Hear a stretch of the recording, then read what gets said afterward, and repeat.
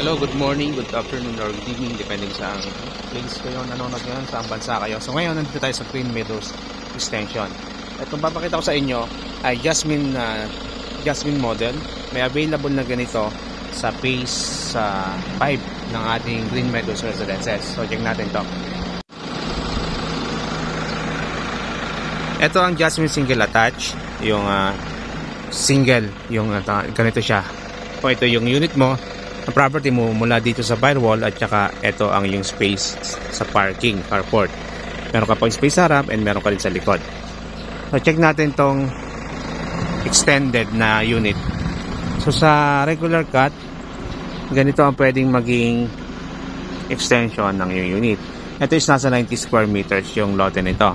Pero nakadepende tayo sa actual location kung ilan yung ating lot area doon sa site. So ito yung interior, pwede mong gawin to, pwede mo lagyan ng tiles. Ito yung hagdan niya, yung bintana nito as is na ganito na sliding windows.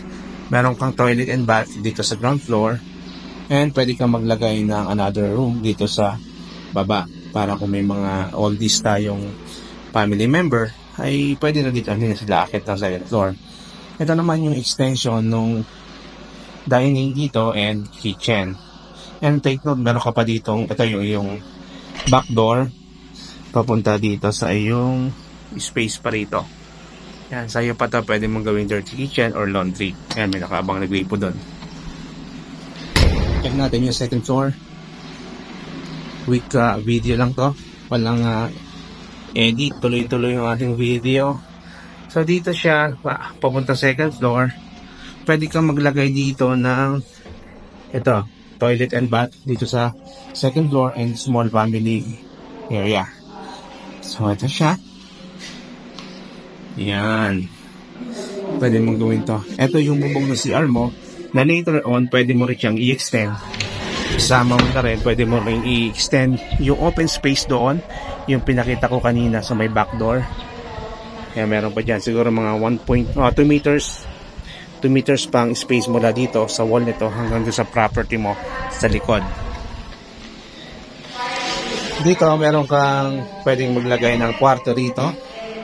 1, 2, and 3 bedrooms. So lahat ng bedrooms meron siyang bintana. Ito ay nakaharap sa yung kalsada. And take note, hindi pa siya nakasagad yung extension mo. Yan, hindi pa siya nakasagad kasi may space pa doon sa mula dito sa may pinto mo hanggang doon sa may kalsada. Kaya natin yung pangalawang room. Sa pangalawang room meron din siyang bintana, sliding window. Ayan. Yan, ito yung sinasabi ko kanina na may space ka pa mula dito hanggang doon. So ito ay pwede ka pang maglagay ng carport dyan sa baba. Ayan. Yan, check natin itong isang room. Ayan, meron pa ditong another bedroom, bedroom number 3. Ayan, dito yung tapat ng open space mo. Ayan. Ayan pa yung space mo sa baba na pwede mong gawing extension ng iyong kitchen, dirty kitchen or laundry. Ayan. Ngayon puntahan naman natin yung actual deliverable ng unit. Ito lang yung original na bahay na pinag-cover.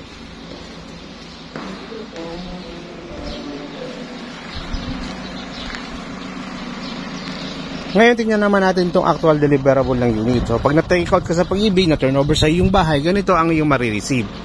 Ayan, meron kang liberty to design kung anong gusto mong kulay ng interior nito. Pero yung labas, as is yan na yung kulay niyan.